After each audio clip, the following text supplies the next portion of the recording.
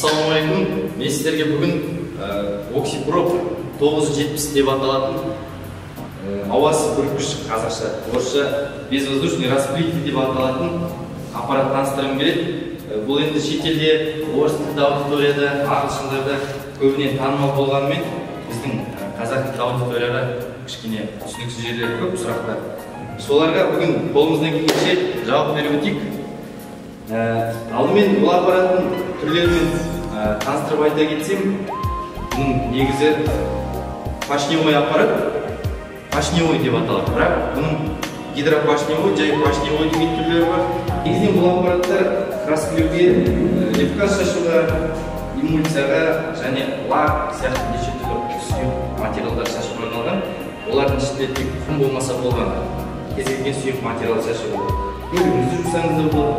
Біздің сіздерге көрсетейін деп отырған аппаратымызға келер болса, бұл 220 қозғалтқышпен 5,5 киловатт 220 қозғалтқыш орнатылған. Бұның 380-лігі болады, бензиновый болады. Негізінен көп қолданылатын ол 220-ға. Өйткені сізге керек тоқ кез келген жерде табыла береді. Бірақ айта кетерлігі 220 болғанымен сіз щиттан тікелей тартып, жуан кабельге жалғамасаңыз, жіңішке кабельдер бұл қозғалтқыш тартпай қалады. Сосын елдерде көбіне сұрақ болады, 220 қозғалтқыш пен 380-нің айырмашылығы қандай деген. Көбісі ойлайды, 380 қозғалтқыш ол күштірек болады деп ойлайды. Шын мәнісінде екеуінің күші бірдей. Тек келетін тоқ өзгеше болғанмен екеуінің күші бірдей. Ал бұл аппаратты жаңадан сіздің қолыңызға тиген жағдайда ең алғаш қалай қолдану туралы мен сіздерге түсіндіріп айтатын болсам, ең бірінші бұның комплектациясына қарасақ, комплектациясында мынандай тұмсығына бұралатын фильтр болады, сеткісі. Бұл жаңа қолын тас сияқты материалдар ішіне жібермеу керек. Егер кетіп қалған жағдайда ішіндегі сальник бірігіп болады.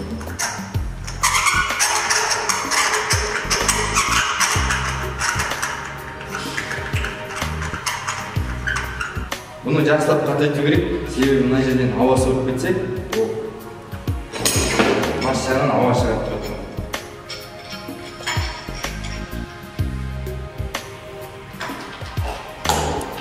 Өздеріңіз көріп отырғандай комплектациясына барлық күштер қойылды.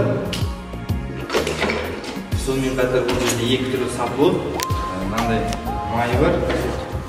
Қазір ол туралы айтып отырамыз. Ең бірінші қолдарға алдында су шашу керек болады. Себебі бірінші шлангымыз іші құрғақ болып тұрады ғой.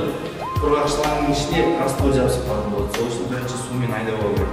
Жалпы ішінің бәрі бір рет сумен жүріп өтсе, раствор жабыспайтын болады. Сосын ең алғаш қолыңызға тиген аппараттың сіз майын тексеріп алғаныңыз дұрыс. Майның деңгейін мына жерде тексереміз. Бұл максимум минимумның ортасын тұру керек. Бұған құйылатын май гидравликалық 40 деп аталатын май түрі. Гидравликалық 40 деп аталады. Сосын келесі этап бұл шлангымызды алаймыз. Бұл шлангының жуан жіңішке түрлері болады, екі түрі. Біз қазір шпаклевка шашу үшін жуан шлангын жалайтын боламыз. Бұларға ешқандай резинка, лен, фумлента бұрап керек емес.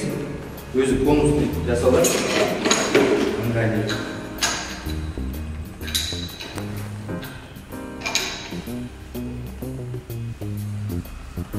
Тартып қойып, бұл жерде 210 атмосфера давление болады. Келесі етап қолып жағдаймыз. Енді аппараттың мына жеріне міндетті түрде май тамызып отыру керек, кеуіп кетпеу керек. Егер кеуіп кеткен жағдайда сальник тез құритын болады. Әр жолы тамызып қадағалап отыру керек. Мына жерде май кеуіп кетсе, онда сальникті құртасыз.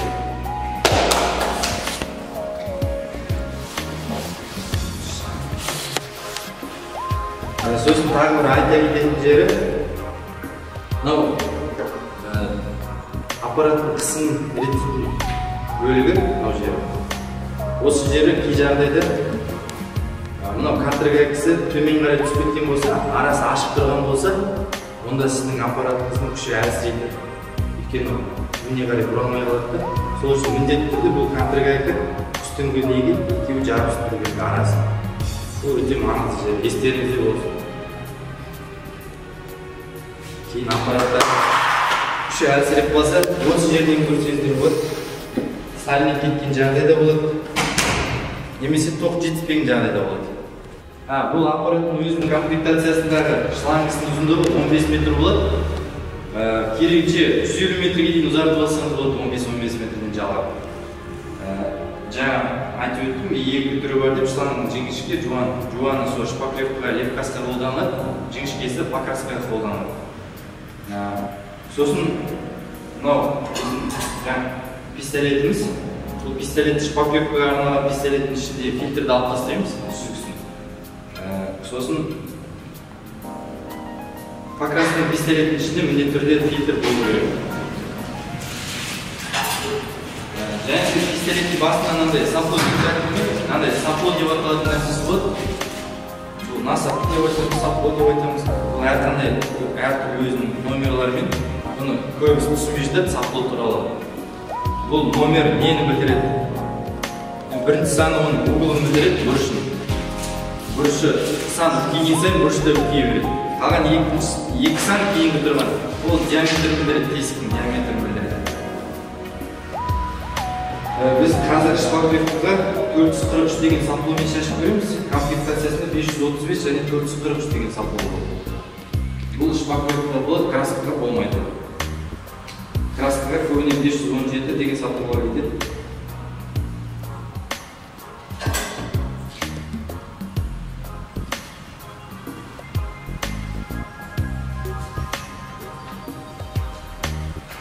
Так, біздің пистолетіміз дайын, дайын. Су дайын, тоқ жалған тұр. Ендігі жұмыс. Біз бірінші аппараттан озық шығарып алуымыз керек.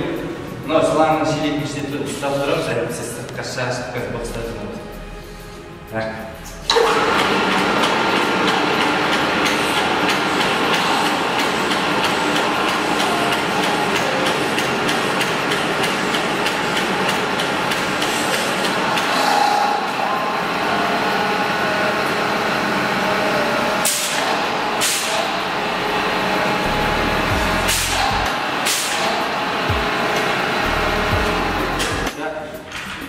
Шпаклевкамыз дайын.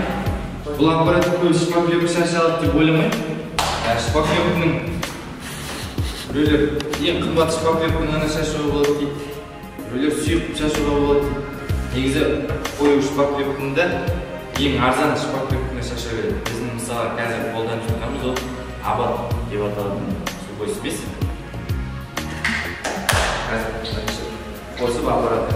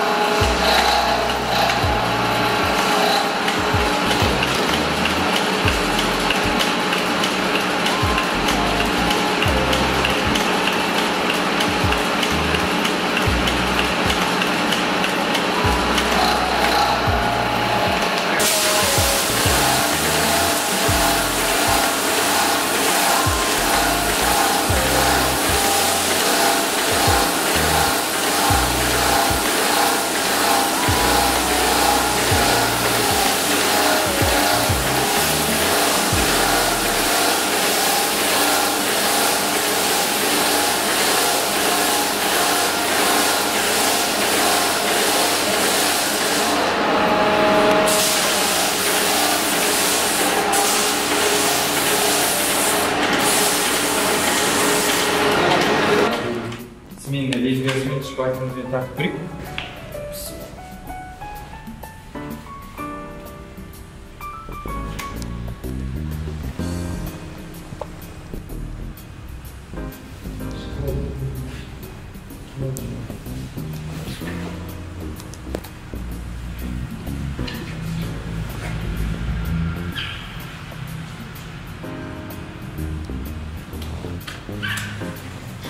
Так, біз өздеріңіз көргендей гипсогордың бетіне шашып көрсеттік. Гипсогордың беті тегіс болғаннан кейін оған өте әдемі кетті.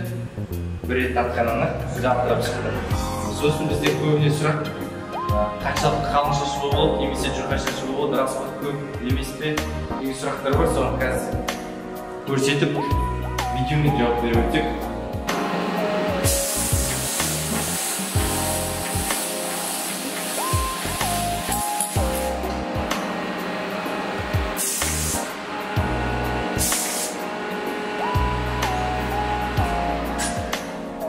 Өздеріңіз байқағандай, мына жерде жұқалығын айтамаймын ғой.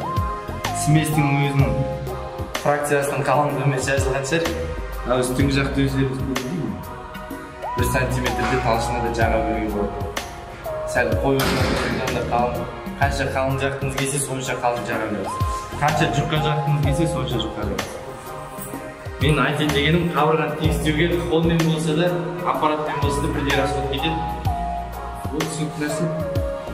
Мүмкіншіліктеріне келетін болсақ, бұл аппарат сіздің сүйіктігіңізді лифкаска, краска 20 этажға дейін көтеруге мүмкіншілігі бар. Немесе материал жоғарыға тасымайсыз. Бұл аппарат жерде тұрса да, кез келген 20 этажда тұрып, сіз лифкас шашып жүре бересіз краска. Лифкасты 4 адаммен күніне 1000 квадрат шашып жүрген кісілер бар. Красканы мүмкіншілігі бір күнде, суткасына емес, бір күнде 6000 квадрат шашылады. Оның құпиясы бұл аппаратқа 3 пистолетті бір мезгілде жалғауға болады.